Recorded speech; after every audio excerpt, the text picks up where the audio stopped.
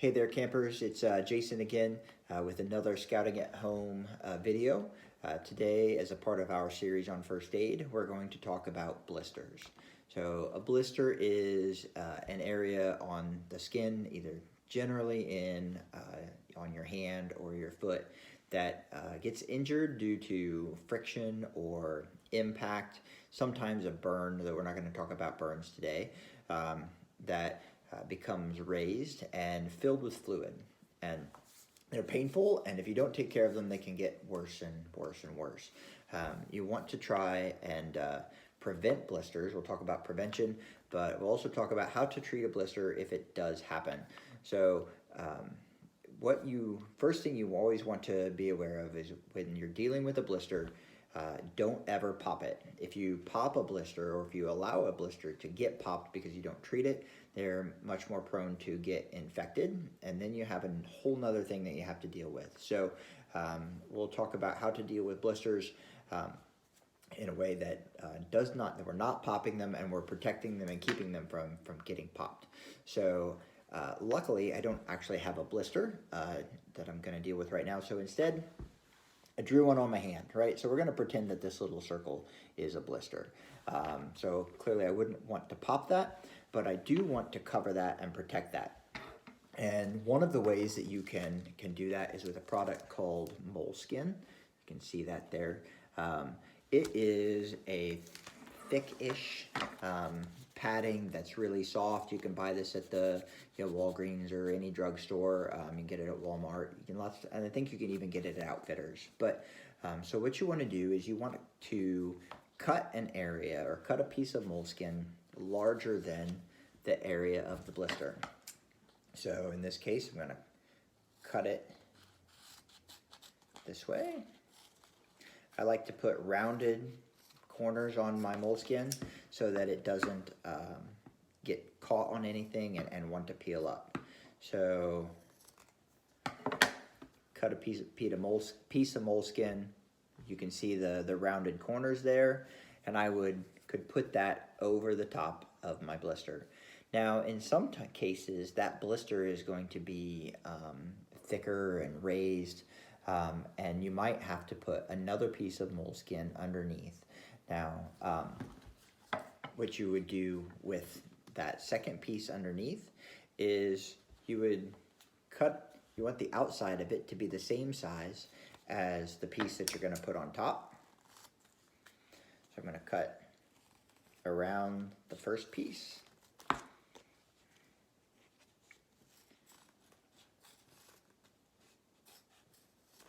Like so. So now I have two pieces of moleskin that are the same size, and the one that I'm going to put underneath, I'm going to cut the center out of it.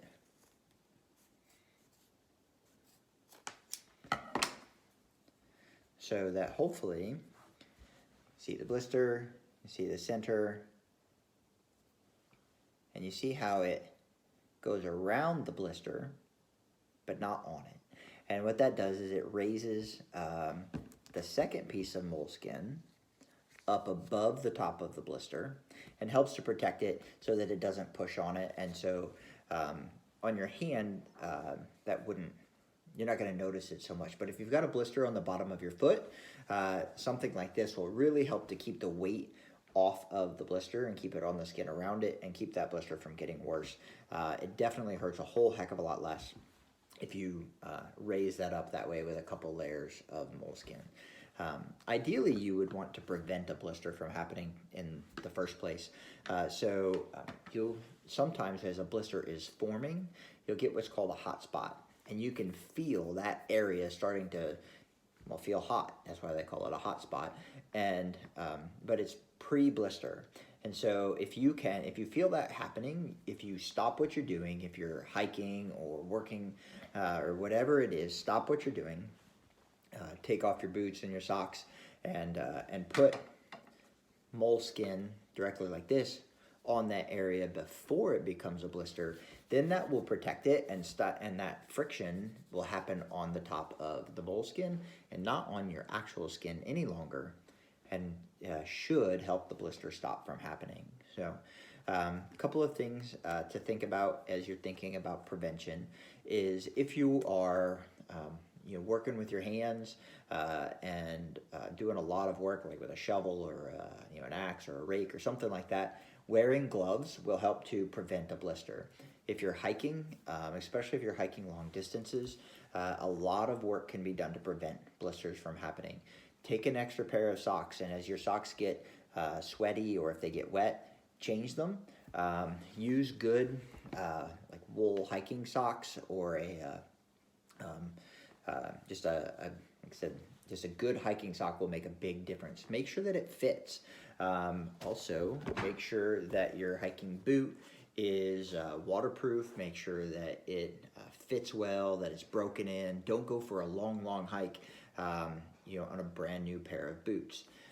Something that we learned out of experience when we went to Philmont is that if all of a sudden, even if your boots are broken in, if you change the sock can fit differently enough that it makes the boot fit differently and could cause blisters. So you always want to make sure that you're training in the stuff that you're going to be doing your long distances on to make sure that it fits well. That will go a long ways towards preventing blisters. Now, I'm going to show you one more trick on how to deal with blisters. As we were hiking out at Philmont and had quite a few blisters to deal with, we found that duct tape is actually a really good way to deal with blisters. And the reason is that the outside surface of duct tape is really smooth and actually gets very little friction.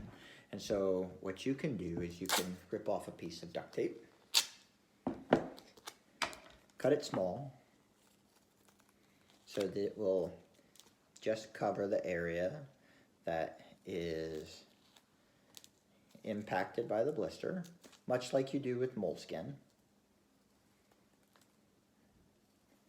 It is harder to cut the duct tape than it is to cut the moleskin because it sticks to everything. And I'm going to take my larger piece of duct tape. And remember, you want the outside part to be against your skin.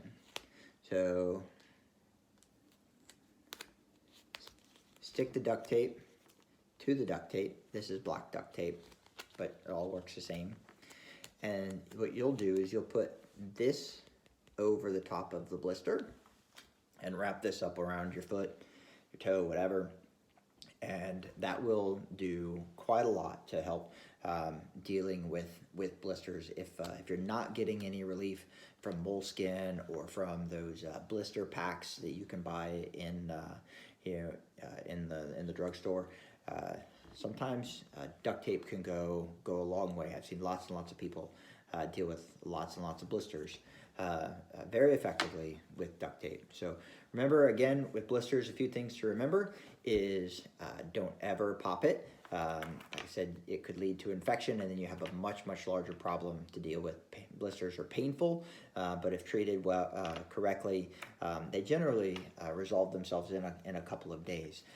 So never pop them. Prevention is the best way to deal with a blister, so make sure that you're wearing the proper equipment, that your boots fit, you've got clean, dry socks, got plenty of socks, and that you're taking care of your feet and taking care of your hands. And then finally, always make sure that you are prepared with things like moleskin or duct tape in your first aid kit, and make sure you have that with you. Because you are not going to form a blister sitting at home. So having the blister at home, or having the moleskin at home, doesn't do you any good. You got to make sure you have it with you. So with that, I hope you learned a little bit about blisters today. And again, be prepared. I hope you're getting out there and doing some fun activities and staying safe while you're at it. So thanks for joining us for Scouting at Home, and have a great one.